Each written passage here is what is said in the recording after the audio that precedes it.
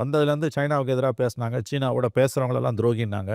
சீன மொழி கற்றுக்கொள்ளுபவர்களை துரோகி என்று பேசினார்கள்.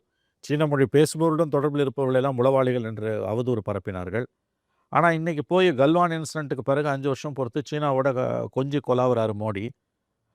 இப்போ 2 மாதம் 3 மாதத்துக்கு முன்னால் ஆப்ரேஷன் சிந்தூரில் பாகிஸ்தானுக்கு வந்து ரியல் டைம் ஹெல்ப் பண்ணி எல்லா விதமான ஆயுதங்களையும் கொடுத்து தற்காப்பாக எல்லாத்தையும் கொடுத்தது மட்டும் இல்லாமல் ரியல் டைம் லைவ் ஆஃப் வார் ப்ரொசீடிங்ஸை வந்து சைனாக்காரன் தான் பார்த்து அமெரிக்கா பாகிஸ்தானுக்கு வந்து எல்லா விதமான அட்வைஸும் கொடுத்தது. அதில் வந்து அவங்க வந்து அவங்களோட ஆயுதங்களோட தரத்தையும் பரிசோதித்து கொண்டார்கள். நாளைக்கு ஒரு இந்தியா சைனா வார் வந்ததுன்னா அதை எப்படி சமாளிக்கணுன்றதுக்கு உட்பட ஒரு ட்ரையல் பலூன் மாதிரி ஒரு ரிஹர்சல் மாதிரியே பாகிஸ்தான் இந்தியா ஆப்ரேஷன் சிந்து ஒரு 2 நாள் 3 நாள் யுத்தத்தை அவங்க பயன்படுத்தி கொண்டார்கள்.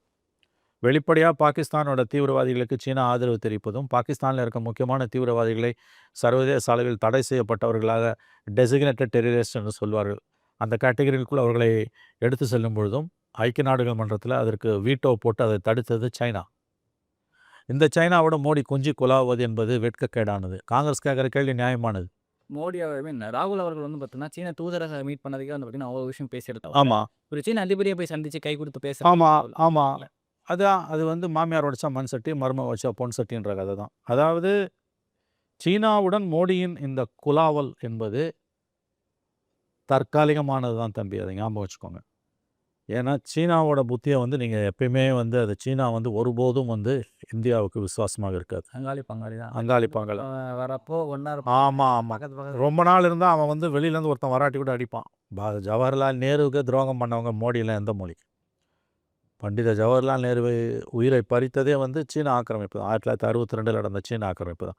பஞ்சஷீல் கொள்கை வகுத்து ஐக்கிய நாடுகள் மன்றத்தில் சீனா உறுப்பினராவதற்கு ஆதரவு தெரிவித்தவர் ஜவஹர்லால் நேரு. அந்த இந்தியாவுக்கு துரோகம் செய்தது சீனா.